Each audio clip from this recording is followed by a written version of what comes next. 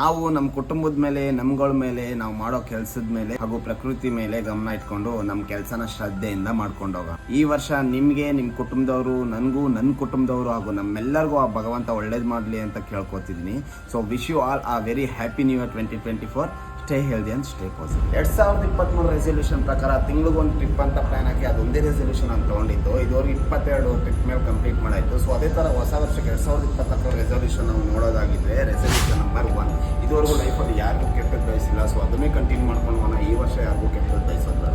Resolution number 2, engagement ಮದುವೆ ಇದೆ. So ಅದ್ರ ಪಕ್ಕ ಸ್ವಲ್ಪ ಫೋಕಸ್ ಕೊಡೋಣ.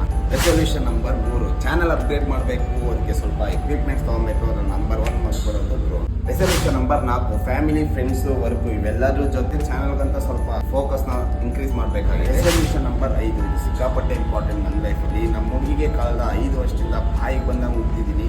ಅದನ್ನ ಕಂಪ್ಲೀಟಾಗಿ ಈಗ ಸ್ಟಾಪ್ ಮಾಡ್ತೀನಿ. ಈ ವಿಡಿಯೋ ಮೂಲಕ ಅದನ್ನ ರಿಜಿಸ್ಟರ್ ಮಾಡ್ತೀನಿ. 2024 ರೆಸಲ್ಯೂಷನ್ ನಂದಿದಾಗಿತ್ತು. ನಿಮ್ದೇನಂತ ಕಮೆಂಟ್ ಸೆಕ್ಷನ್ ನಿಮ್ದೇನಂತ ಕಮೆಂಟ್ ಸೆಕ್ಷನಲ್ಲಿ ತಿಳಿಸಿ.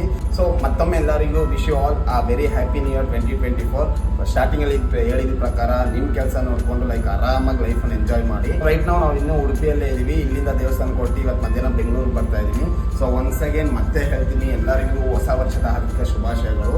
ಮತ್ತೆ ನಿಮ್ಮನ್ನ ಆದಷ್ಟು ಬೇಗ ಈ ಕೋಸ್ಟಲ್ ರೈಡ್ ವಿಡಿಯೋ ತೊಗೊಂಡು ನಿಮ್ಮ ಮುಂದೆ ಬರ್ತೀನಿ. Until that take care from Agastya.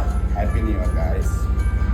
2023 ದುಶ್ಮನ್ಗಳಂತ ಸಿಕ್ಕಾಪಟ್ಟೆ ಜನ ಉಟ್ಕೊಂಡಿದ್ದೀರ ನನಗೆ. ನಿಮ್ಮೆಲ್ಲರಿಗೂ ನಾನು ಒಂದೇ ಮಾತು ಹೇಳೋಕ್ಕೆ ಇಷ್ಟಪಡೋದು, ಬ್ರೋ, ಐ ಡೋಂಟ್ ಕೇರ್.